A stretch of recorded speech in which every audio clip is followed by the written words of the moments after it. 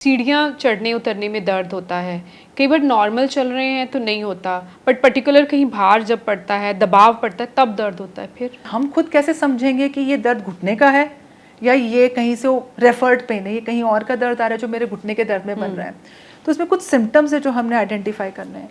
सबसे पहले तो ये जो पेन पैटर्न्स होते हैं, खासकर जब वो रेफर्ड पेन होते हैं, तो उसमें पेशेंट बताएगा कि मेरी पिंडियों में भी अकड़ाहट रहती है, या मेरी पूरी लेग में दर्द रहता है, या वो लेटे लेटे बैठे बैठे भी मेरी टांग स्टिफ हो जाती है, या घुटना स्टिफ हो जाता है, अकड़ जाता है। अगर वो रेफर्ड पेन होगा, मतलब मान लीजिए ऊपर स्पाइन, हिप या फुट का आ रहा है, तो जो स्वेलिंग होगी घुटने की, वो आपको अक्सर घुटने के ऊपर वाले हिस्से में यहाँ पे ऐसे पाउच, मोटा पाउच दिखेगा, उभार दिखेगा, या अंदर की तरफ दिखेगा, या लोकल यहाँ का दिखेगा। जबकि अगर वो लोकल होगा तो अक्सर उसमें स्वेलिंग थ्रू एंड थ्रू होती है, फैली हुई स्वेलिंग होती है, वो सिर्फ ऐसे ऊपर के हिस्से में नहीं देगा। रेफर्ड पेन में अक्सर पेशेंट बोलेगा कि मेरे लिए लेटना और बैठना आसान है, लेकिन बैठ के खड़े होने में मुझे दिक्कत ज़्यादा आती है।